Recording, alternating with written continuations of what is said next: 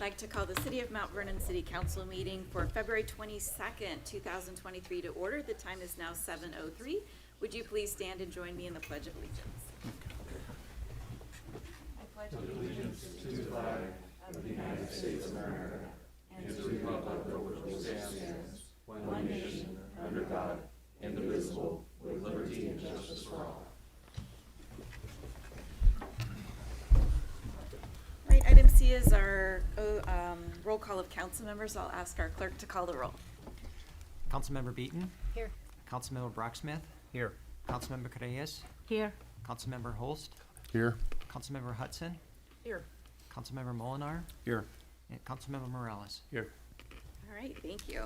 Under community comments tonight, we have a chance for a review of emails from the public and also public comment, but we do have a public comment time under new business regarding design review board evaluation projects. So what I'll do is if you're here and you want to make a comment, pick which topic. So if you have it for public, for the design review board, go ahead and wait for that agenda item.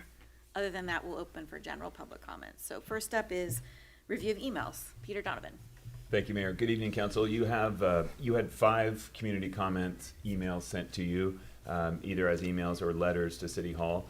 4 of those are related to item D on the agenda under new business. So I'll hold off on those 4 and read to you the one unrelated to that agenda item.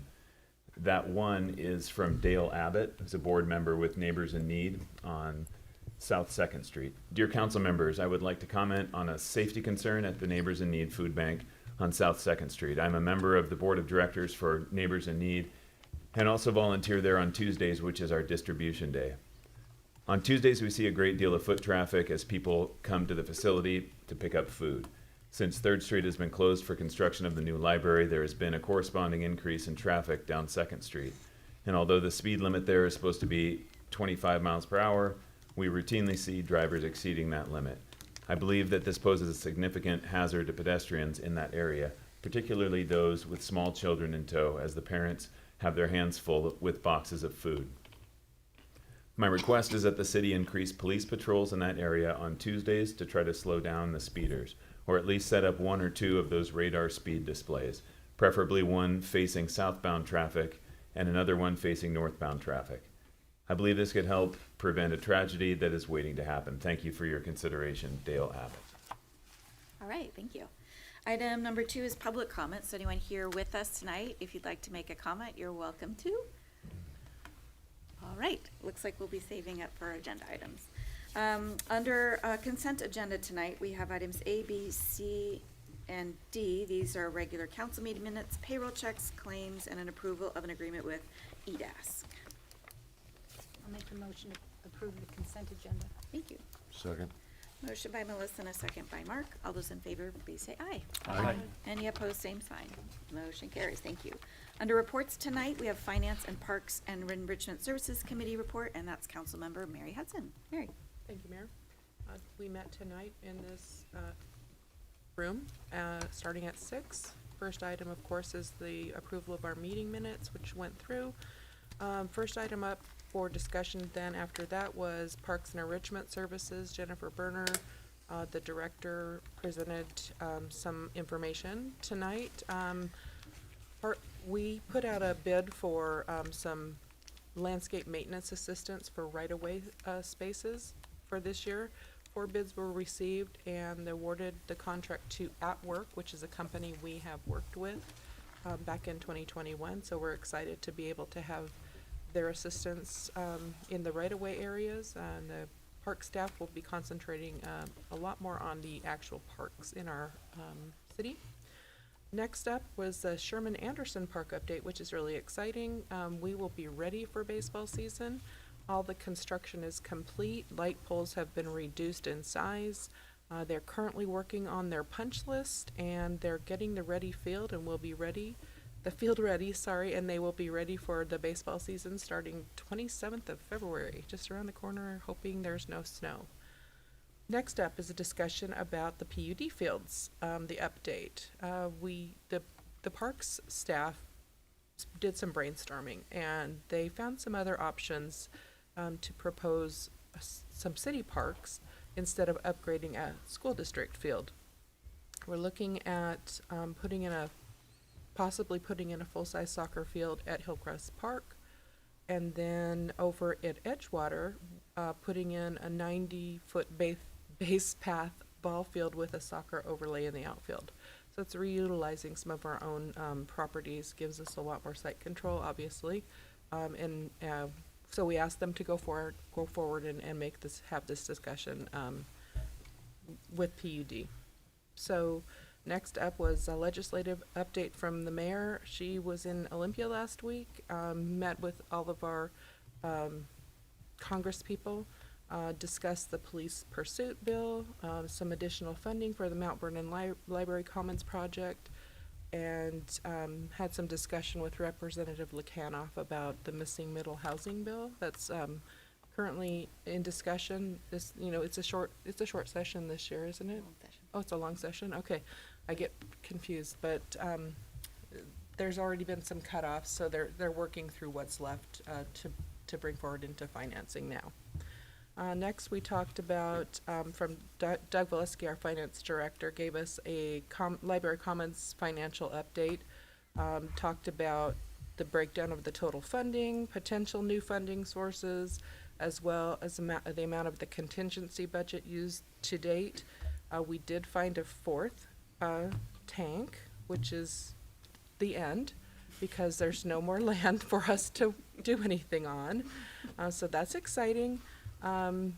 We're talking a little bit about using a short-term general obligation bond, just so that we have some cash flow to keep the project moving in expeditious manner.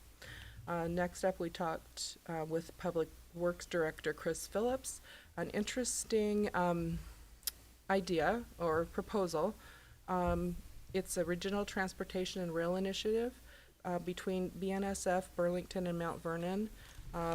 Basically, they need to replace a bridge over Skagit River, but they'd like to work with us in Burlington, because the cities are the ones that need to go out for a federal grant. They're not able to do it. So that would include some crossing upgrades at both Hogue and College Way.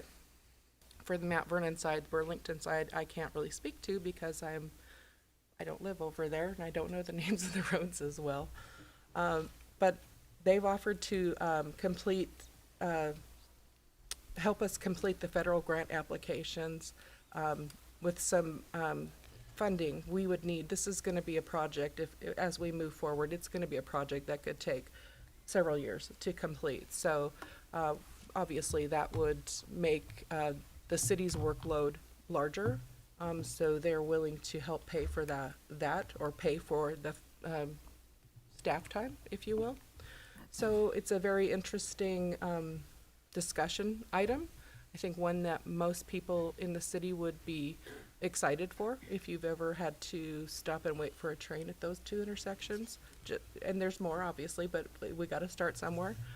So we've asked them to go ahead and start having some discussions moving forward. So that's all we had. No miscellaneous for the good of the order. We closed tonight at 3 minutes to 7.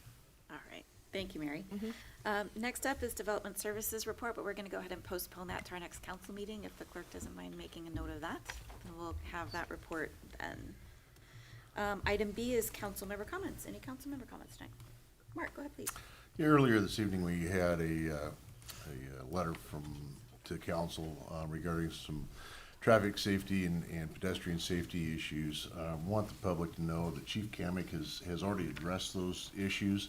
As soon as that letter came in, it was forwarded to Chief Kamick, and he responded to that. So appreciate Chief getting right on that, but I also want the public to know that if there's a public safety concern, pedestrian or traffic or whatever kind of public safety concern there is, we don't wait until community comments to respond to those. Those are done immediately. Thanks. All right. Any other council member comments tonight?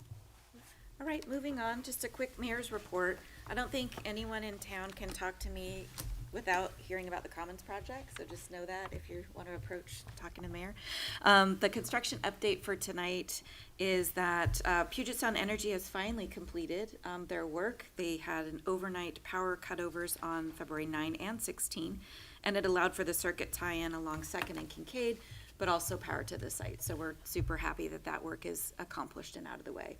The picture that you see are the forms that are in place. This is forms and rebar installation for sort of the main large concrete structured walls within the project itself. So that you can see there's people in there, and that kind of tells you how big these are.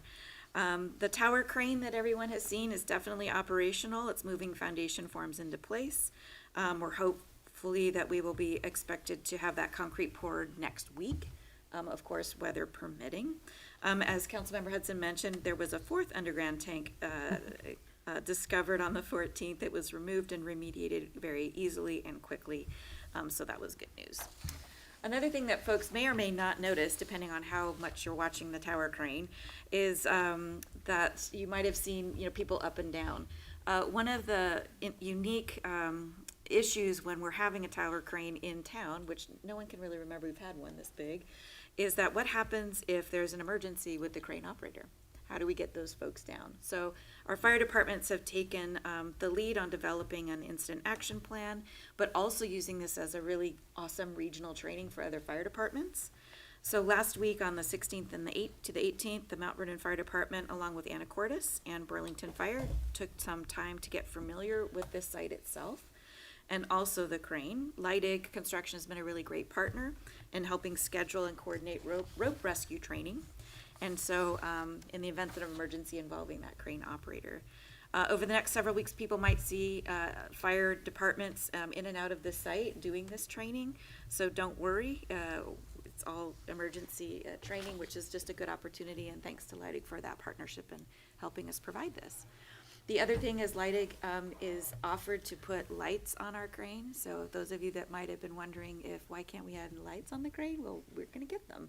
They'll just be plain white lights, but it'll be a festive thing to have in downtown as we have our crane there for several more months. So, all right.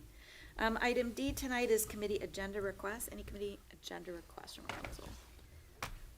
Just a reminder, we have two outstanding. Councilman Rocksmith would like us to discuss the pedestrian walkway on the SR 538 bridge. So we'll have that on Public Works Committee in another 2 weeks. And then Councilmember Holst wanted to review utility funds, and I know he's spoken with Finance Director, and we'll have that on in our March Finance Committee meeting. So thank you for that. Just update on where we're at.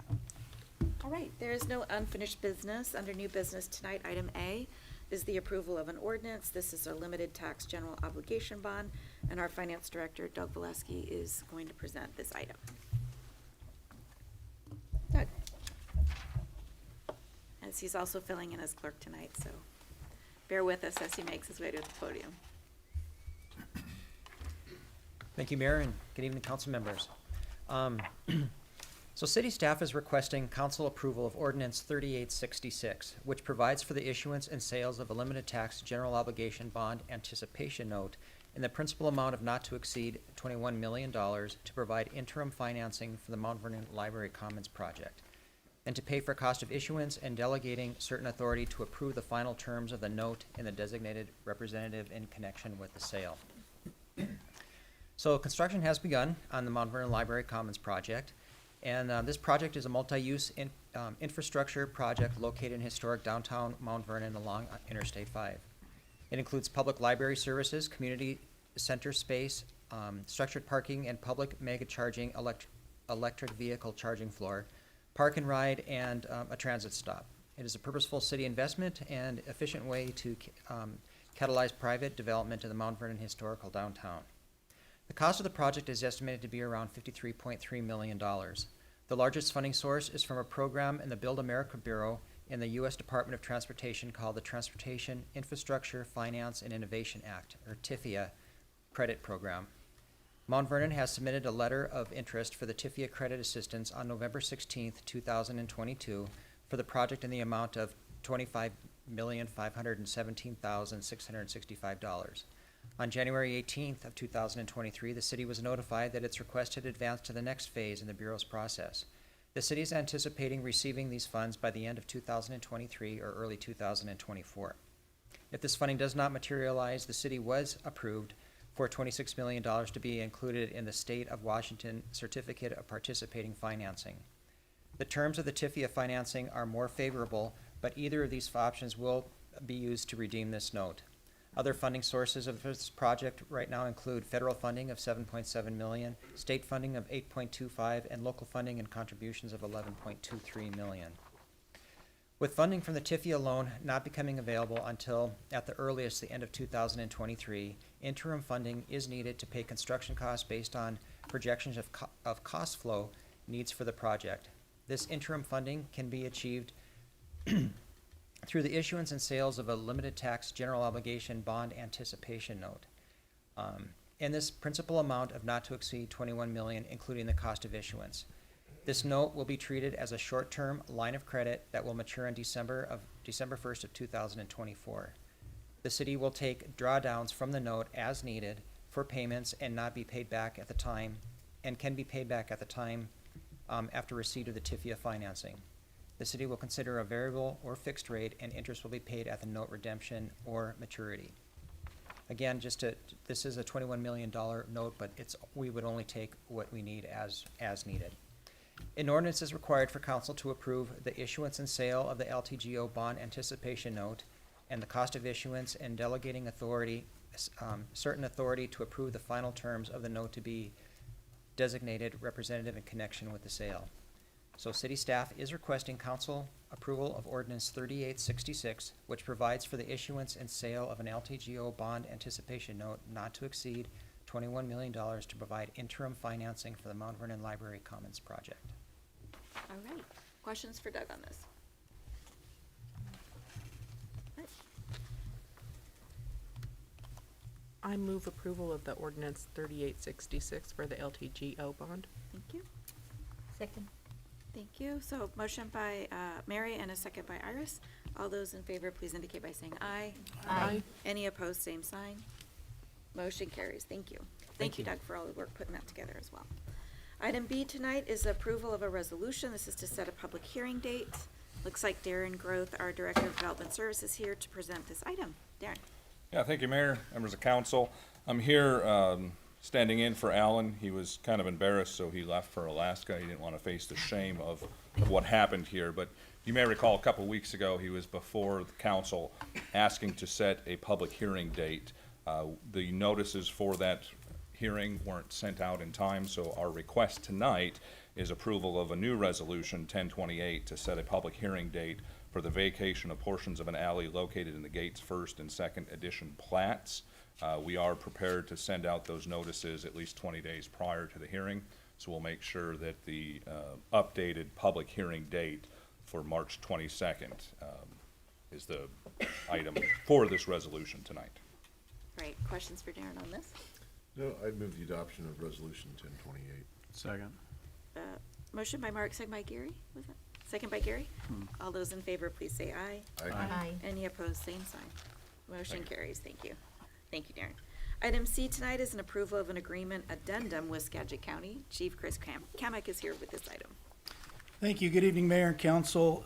Back in December, you approved our annual contract with Skagit County for our embedded outreach, social worker services, and in that budget request, there was some programming funding. And then after we approved it, our outreach team ventured into another pilot project with the county that they agreed to add an additional $5,000 to on the pilot program. It's an incentivized program that they're doing, working with their clients on.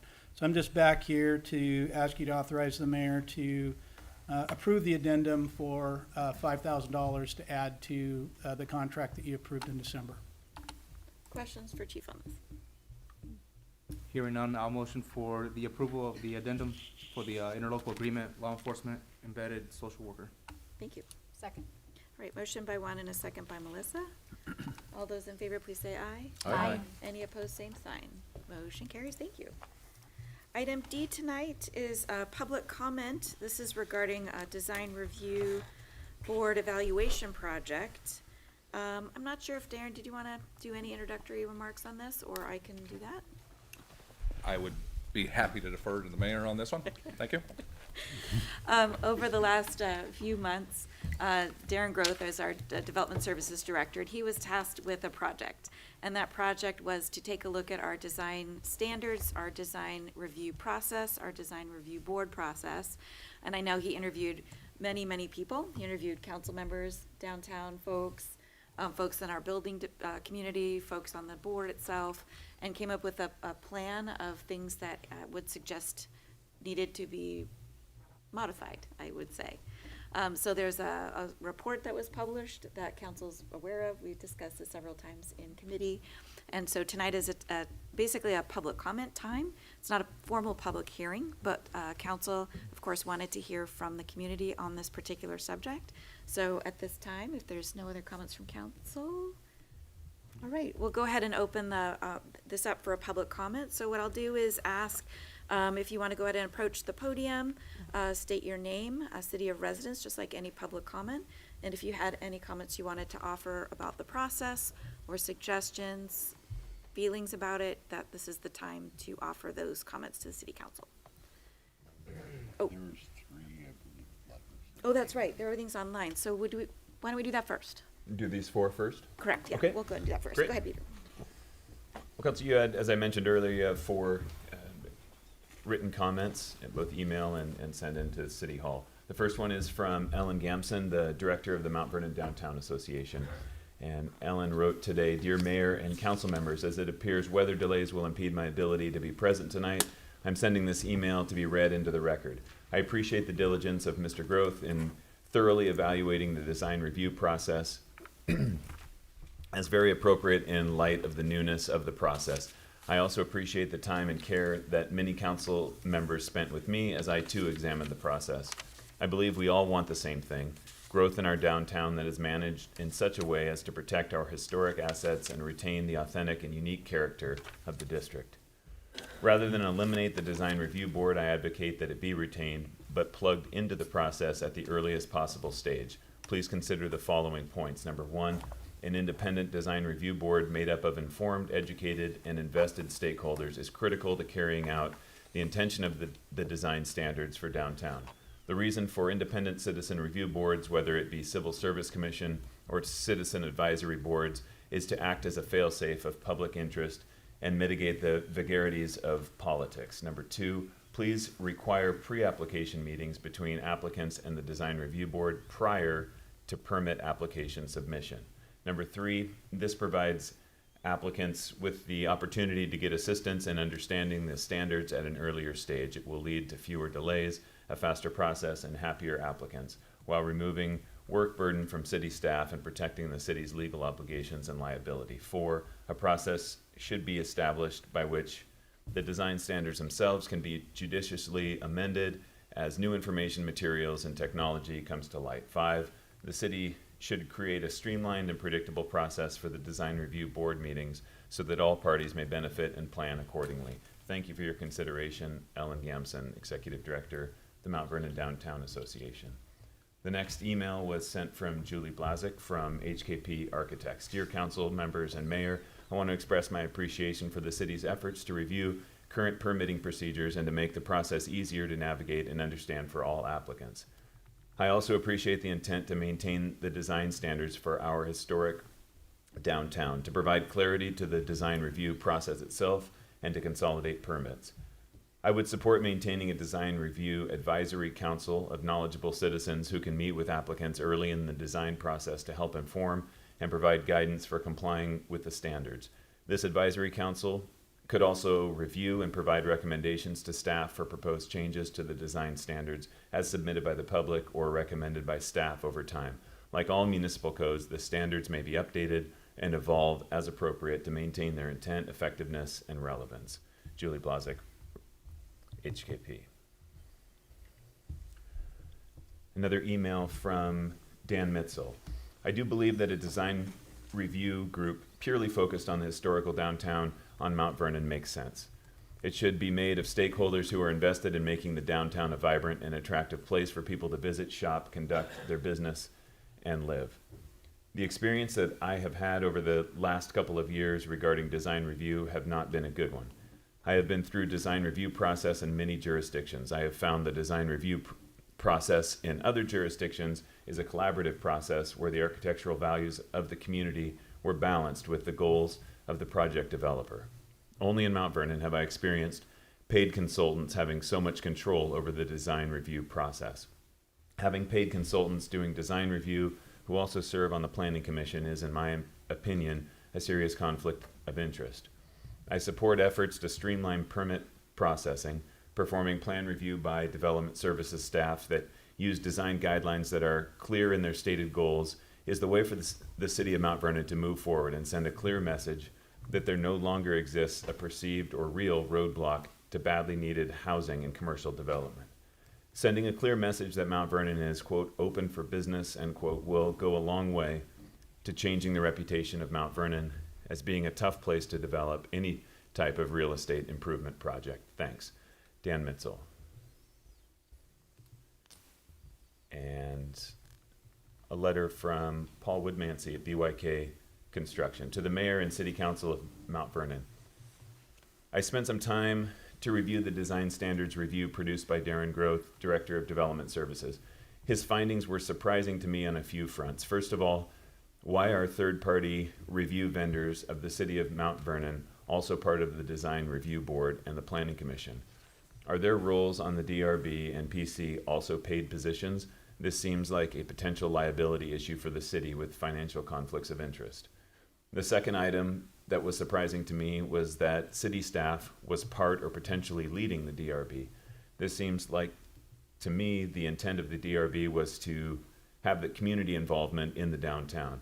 Why wouldn't that be a local business and stakeholders group, kind of like an architectural review committee for an HOA?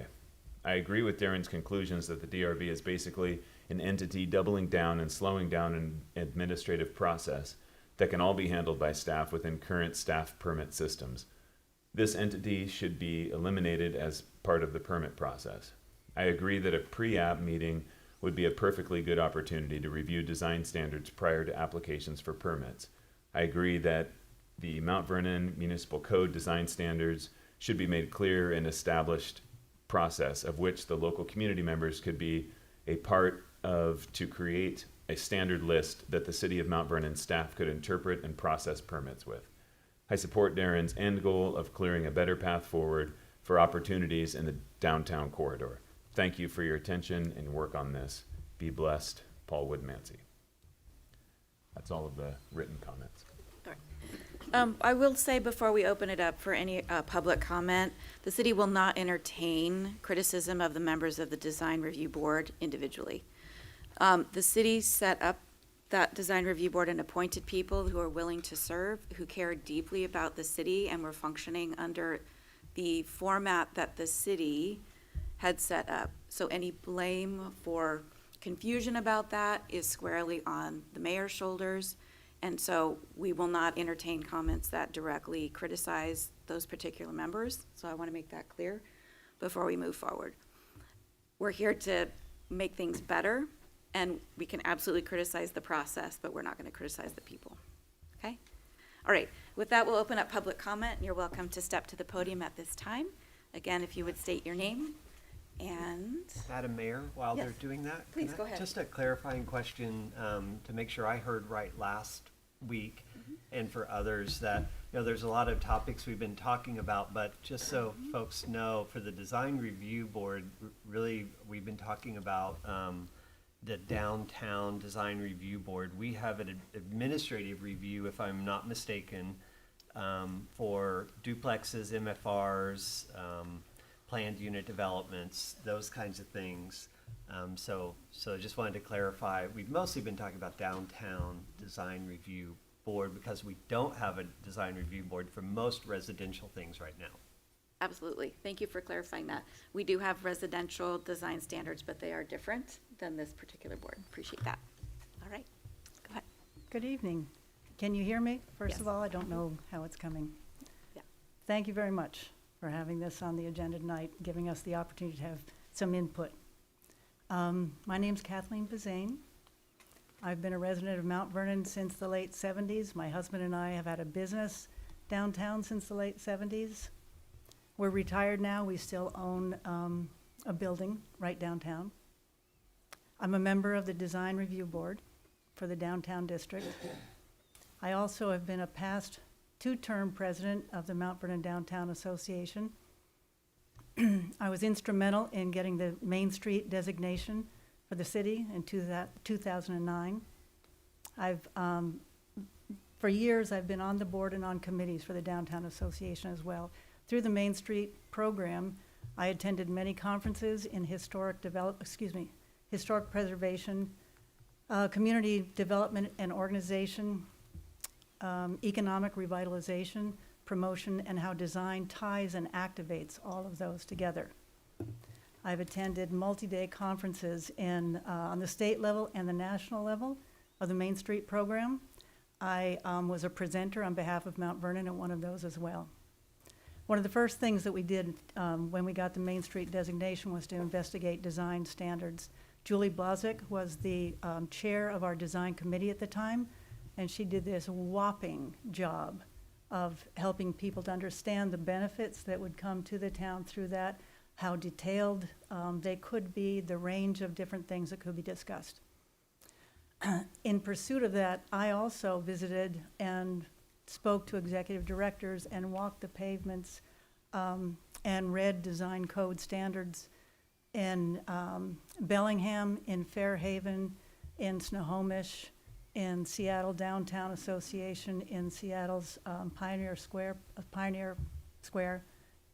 Olympia, Vancouver, Port Townsend, Chelan, Wenatchee, Ellensburg, Vancouver, if I didn't already mention that, Walla Walla, Spokane, as well as Ames, Iowa, and Oklahoma City. I'm well versed in the benefits, the complexities, and the administration of design standards for historic downtowns. Enormously proud of the design standards that we have here for our historic downtown, and I appreciate so much the work you've all done to bring those about. In the communities that I studied and I researched,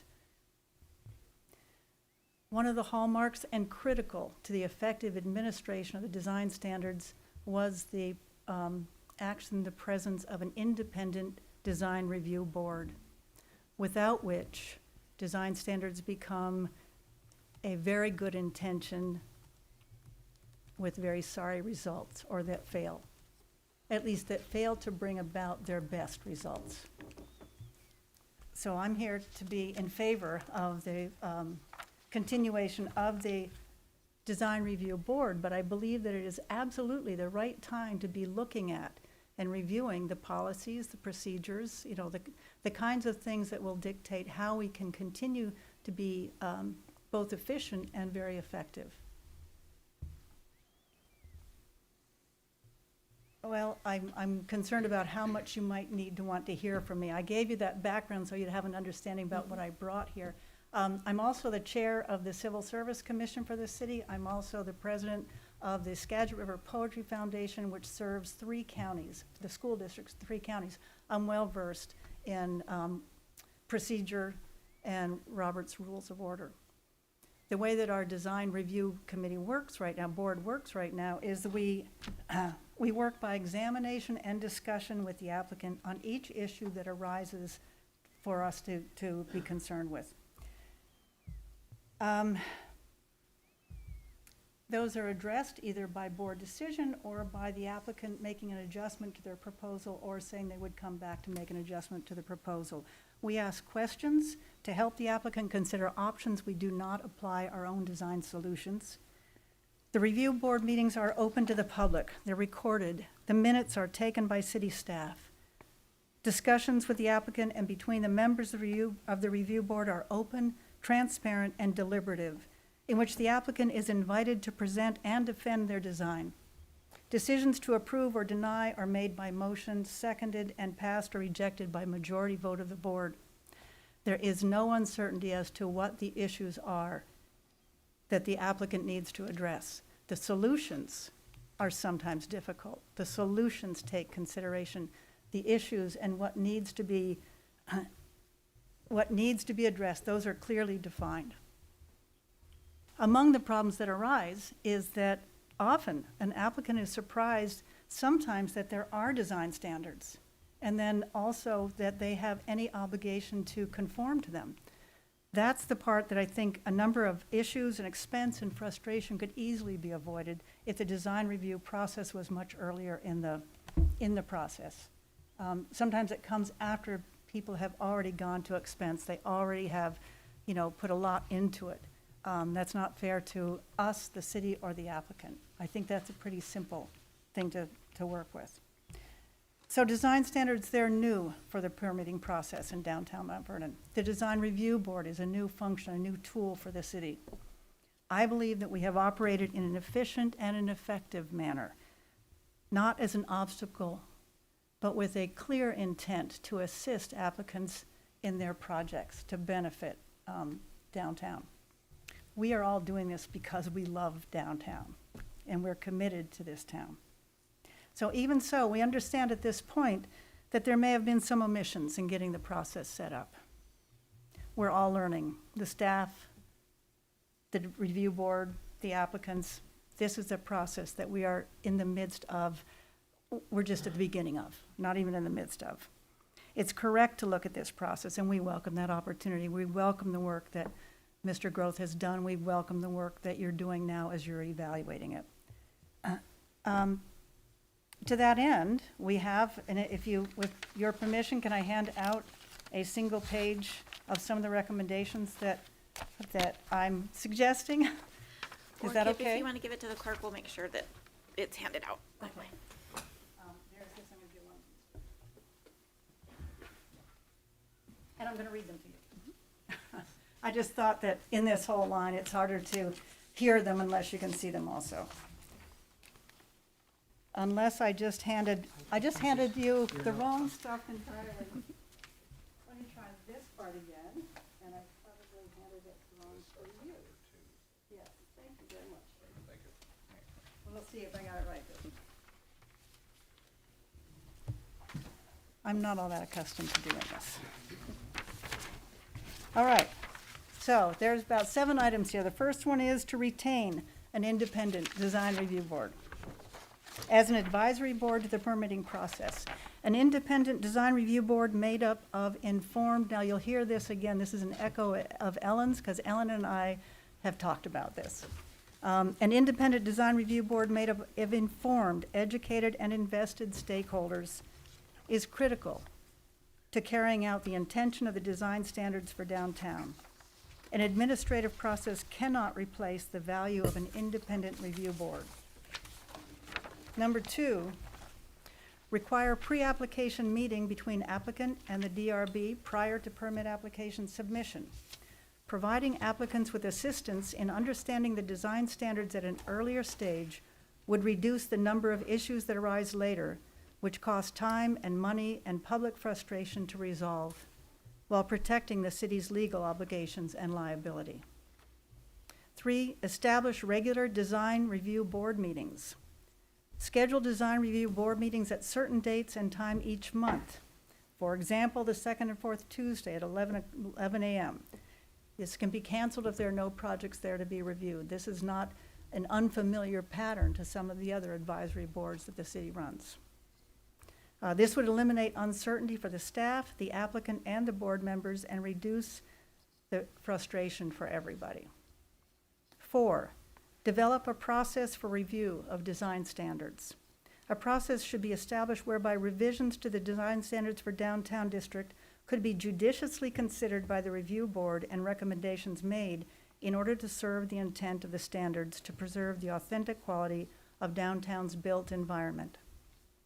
5, assess the dual role of Director of Developmental Services and the city consultants as both staff and members of Design Review Board. Consider whether it is appropriate for city staff and consultants to also serve on the Design Review Board, or if that constitutes a clouding of the transparency required of the board's deliberations. 6, offer training and resources as the city may see fit to do. As with other civil commissioners, the city should offer the necessary training and resources to assist and support Design Review Board members with the aim of improving the design review process and protecting the city. 7, and this is one that hasn't come up except in our recommendation, distinguish compliant work from non-compliant work being done in the event of an order to desist, so that the compliant work can continue and not cause unnecessary delay to the project or economic hardship to the applicant. There's been a couple instances where there was some facade work being done and the entire project, including the interior work, was shut down, which was never intended, and that was, rough on the applicant. The effectiveness of the Design Review Board's work is evident, I believe, in its results so far, particularly in assisting applicants work through the process until compliance is reached, as in the case of the 7-Eleven, which would have been an entirely different project without the assistance, which I consider to be significant assistance in that one to the project as it finally came about.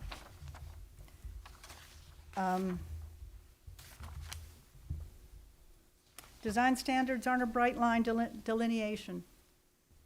In design review, each building is looked at holistically, the architectural, historic, and aesthetic integrity of the building, as well as how it integrates with the buildings in its surrounding area. All of that is considered in assessing compliance with design standards and the intent of those standards. This is recognized in Municipal Code 1770-010D, which states, in part, that additional objectives specific to design review in the historic downtown and surrounding area are to enhance the long-term economic vitality, perpetuating elements of the district's cultural, economic, architectural, and historic value, to foster civic pride, and to provide a legacy for the future, to stabilize and improve the aesthetic and economic vitality, to enhance the character and promote the local identity, to ensure development is at a human scale and relates to the desired character of its setting, to provide a pleasant, appealing, and diverse experience for pedestrians. Codified language is not random. It's very specific.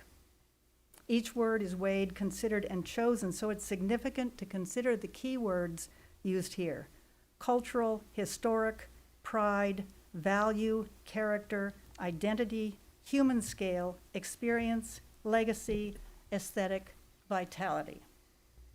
The language of the code requires a consideration of qualities rather than a quantifiable assessment, rather than simply a quantifiable assessment.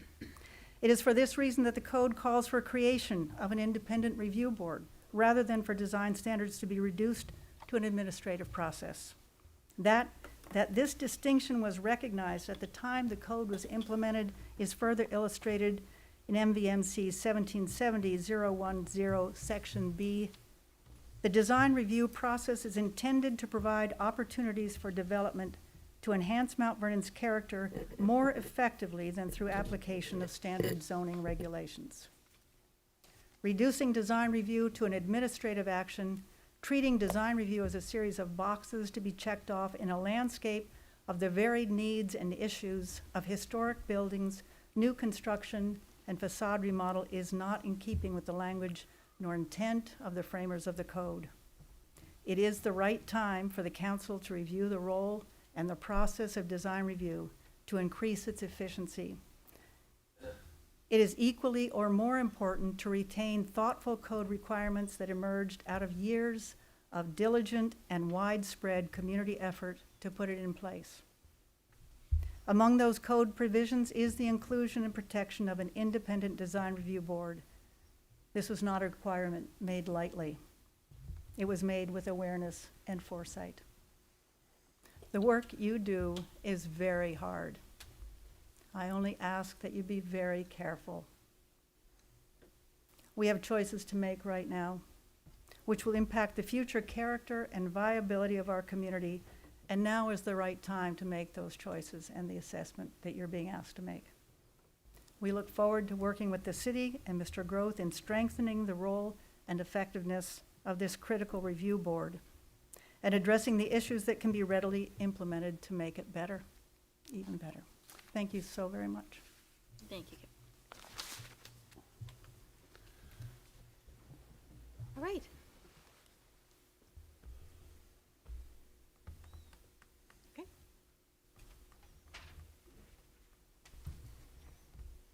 Hello, Mayor and council members. My name is Christian Carlson. Last week in the study session, there was some debate about, is there another idea that could be put on the table as a way to think through the choices between making this an administrative process or reforming or in some way streamlining the board process. I'd like to say that I'm in favor as well of keeping the board in place, but it occurred to me that there's a subtlety that might have escaped noticing, which is that, of course, all of the provisions of design review are already codified into law. So these requirements are not being debated in the sense of are these the right things to be being required? They are required. That typically what the design review board process has been composed of is cases where there's reasons to believe that something should be made exception. There's never a case where the design review board is asking for something in addition to what's in the code. So as an example, the code requires 75% of the frontage of your building to provide weather protection. The board is never in a position to say, well, in your case, we wish to require 100%. That could never happen. The only exceptions that are ever considered are ways in which to mitigate on behalf of the developer some complicated situation, like the sidewalk is too narrow to have a canopy. Okay, then there's no canopy required, even though it otherwise would have been. And this has been the nature of the work of the board. So it made me think that wouldn't it be clever of us to figure out how to reconceptualize and frankly represent the board as a very small, nimble body capable of helping you, applicant, navigate any ways in which working in historical downtown, presumably on an old historic building, is being problematic of conforming to this restrictive design code. So the only work that we ever really do as a board is saying, yeah, where normally this would be required, it can't actually work quite that way. We're not going to make you saw out a larger opening of a historic building to hit the glazing requirement. It's a historic building with windows that are slightly too small. It's okay. Because, so the subjective nature, ironically, always benefits the developer. It's finding, the developer, I'll say, the property owner. It's always finding ways to make it work without totally ruining, the intent of the code, which is mostly about pedestrian-oriented signage as opposed to auto-oriented signage, and those sorts of things that are pretty well codified into the code. So I would just offer, as a conceptual framework for how to perhaps move forward, to think of this as almost the opposite of an extra hurdle or some sort of restrictive or obstructive process, but on the other hand, a helpful one where a group of experts on this code, dedicated to make downtown as great as possible, are there to help the applicant work through any sort of anomalies that their project present to otherwise simply, adhering to the code, if that makes sense. All right, thank you.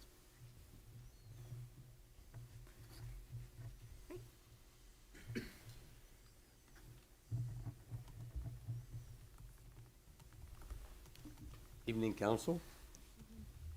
Dale Reagan. I've lived in Mount Vernon for about 40 years. Basically the same house up by the old Y. Not changing anything in my neighborhood. But just generally speaking, I think that there's a thought process, development process of mixed use that I have seen in an awful lot of towns along the main roads of Washington, Anacortes, Burlington, Cedar Woolley, where mixed use has made such a huge difference. We have a lot of restrictions today with we need more housing and sometimes the building doesn't look like a housing building, but there've been some creative ways in some of the areas whereby they've been able to do what I think is important, where you put a business down where it's appropriate and you put the customers upstairs. And if you go down to Kirkland as an example, on Lake Street in the general downtown area of Kirkland, the customers all live up there. And they have some great, great stores that they didn't used to have because they've allowed, and I don't know their challenges of getting where they are, but the mixed-use concept has overcome a lot of obstacles in a lot of cities. And I own a building in downtown Bellingham that is a mixed-use building. Got the retail down here, got the commercial upstairs, and it just has real, I think, benefit to a community because it allows, in some cases, a use that didn't used to be allowed, but through some little more modern approach, makes a big difference in the city. And you can also enhance the assessed value of some of the buildings by looking at how you might accommodate some folks living in an area above a commercial space that's just kind of been sitting there for a long time. So my statement isn't about the process as so much as it is just a concept of how we can make the best use of some of the buildings in Mount Vernon, downtown, and otherwise. But just generally, I think a healthy approach to a mixed-use type of project, I think, can really make a difference in this time of our life. And completely unrelated to everything else, I don't know how anybody ever approved yellow pallets. All right, anyone else for public comment?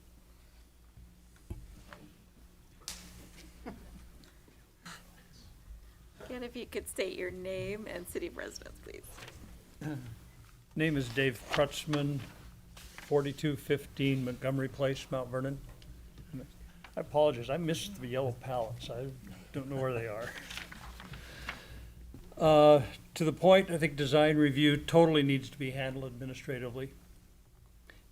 It needs to be handled the same way as stormwater, same way as traffic and currency as part of the single permit review. Administrative review won't change either the intent or the objectives of design review, only how it's conducted. Make it thorough, make it concise, make it simple, which it is not now. The additional permit review now required for design review eats up more time, money, and resources, both for the applicant and staff. And the question would be, what purpose is served by having more fingers massage something ad nauseum? There's an old saying, a camel is a horse designed by committee. If you get too many fingers into it, you don't always get the result that you started out for. It's one thing to review, it's another to micromanage for the sake of someone's ego. And we're hearing and seeing a lot of that going on. 5 years ago, in 2017, the City Council received the Burke Report. First page states that conditions must change for the city to meet its stated goals. Such a thing as simplifying this process, not compromising it as far as its intents and objectives, but just simplifying it. Development Services is here to help, not hinder, and make it virtually impossible for builders and developers by adding layers of administration and regulation, and by installing blind alleys and booby traps in ordinances, and then refusing to address issues when they're identified and are clearly wrong. I've lived through several of those in the last few years. There's a reason that over the last 12 years, there have been next to 0 new residential development applications in the city. When you create a Rubik's Cube of regulations, when you create an adversarial relationship, builders and developers eventually throw up their arms and leave. They vote with their feet. Look around you. They aren't here anymore. The builders and developers that you've seen over the last couple decades, they're not here anymore. They don't want to work in Mount Vernon. Correct that. They want to work in Mount Vernon, but they won't work in Mount Vernon in the current environment. So just to repeat, the design review, we feel needs to be handled administratively. Thank you.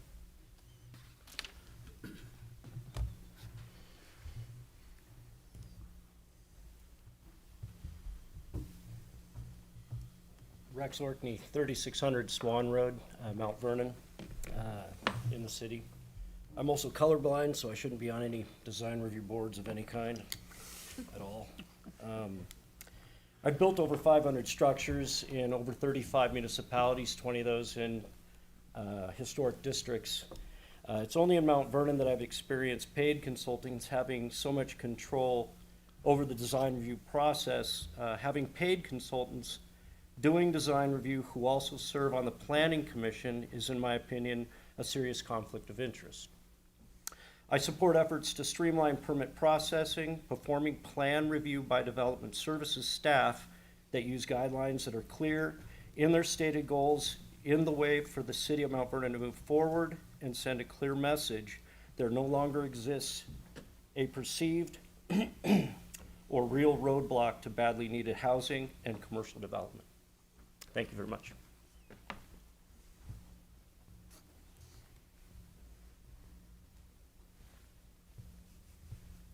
Any other comments?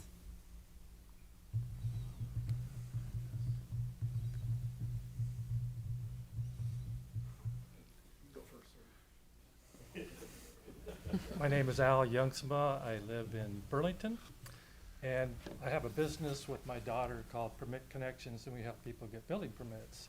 We're working with a client in the city of Mount Vernon currently, and it happens to be in the historic district. And we're still month after month after month trying to gather the correct information with Mount Vernon staff as far as what we're missing and what we need to do in order to get to the point of going to the design review committee. And our client's frustrated, our designer's frustrated, and we're frustrated. And we have just flat said, if anybody needs our assistance in the city of Mount Vernon, we're not doing it for any amount of money as a result of the process. Thank you.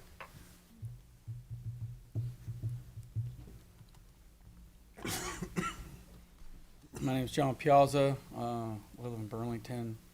Contractor here in the community, several communities. I like going streamlined. I'm a simple guy. I don't like a lot of paperwork and processes. We have guidelines that are there. I think as we just follow those, I don't think anybody's trying to change the initial outcome of anything. It's just that we're trying to streamline the process, speed up the availability of building projects, mixed use, multifamily, housing developments, whatnot. I think that's just the bottom line. Is I don't think they're trying to change anything as far as what we want the community to look like. I grew up here. I love Mount Vernon, love Burlington. I want it to look good. I want to build things that look nice so people want to live there, buy them, work there. So how something looks is how we take pride in what we build. I just want to be able to get through the process a whole lot quicker, provide what we need in this community a lot faster. Thank you.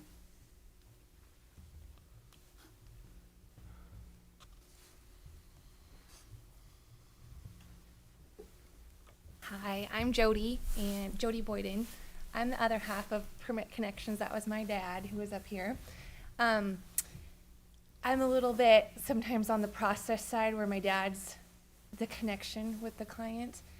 I've found it extremely difficult to work through the process. And I've made a career doing this, and I can't do it in the city. The client that my dad was talking about in particular, just to give you guys kind of a visual, a dilapidated house with clothing in the yard because it's sat so long, landscaping that hasn't been done in years, yet we are being stopped in a process because we don't have enough glazing. Because we didn't put on our site plan that we should have lights down the path to get to the house. Because we didn't put in the backyard that we were going to have a 4-foot fence around the parking area. Yet the city seemed to be okay with how it sat currently. Yet my client wants to make substantial improvements, yet we feel like we're at a block because we can't get through the process that the design review has done. So if it was as easy as the design review wanting to make amendments that worked with the client, I would understand that. But in my experience, it's not. In my experience, the glazing in the existing house that is there still was required to meet the standard of the design review. Items that will just make you feel crazy because you just can't get it right. So I think there can be things that can be done to help the process, whether the design review board comes from the community. I just feel like we can do better. We can do better for people like myself who are trying to navigate it on behalf of someone. We can do better for contractors. I also am a resident, born and raised here. I love it. I love seeing our downtown. I'm not against those rules, but I think we can just do better. Thank you.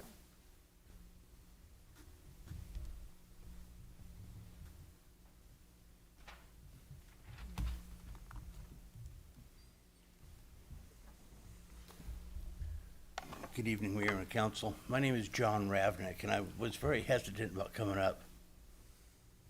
But after practicing civil engineering in Skagit County for 38 years, I've just about tasted every jurisdiction and every type of development. I have to actually compliment Darren for taking on the task. With the regulations these days, we deal with a lot of different jurisdictions with a lot of different people.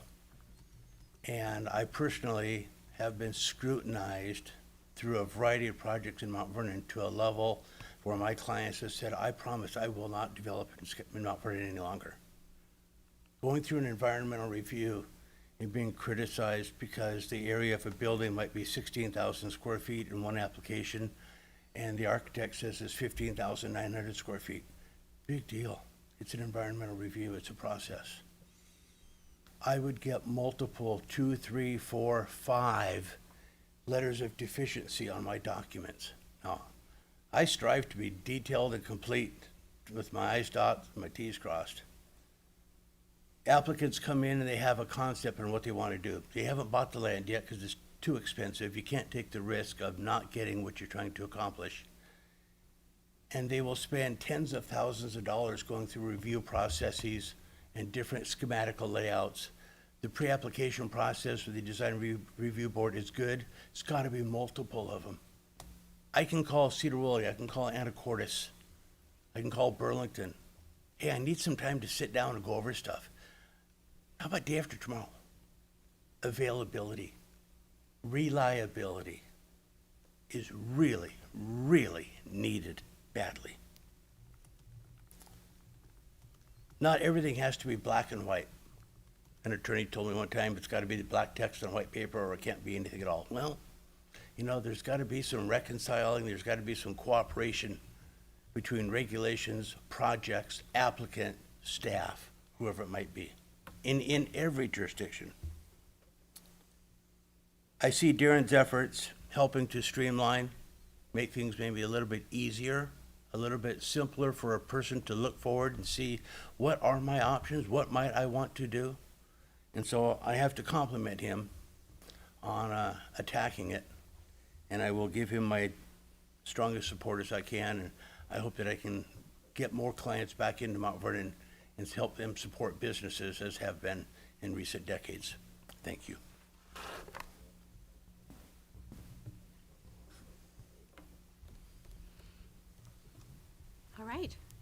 Anyone else? We're gonna close our public comment time. It's 8:07. All right. That concludes our agenda items for tonight. I will ask our attorney if there is a need for an executive session. There's none. There's none. So with that, we will be adjourned at 8:06. Wait, it's 8:07.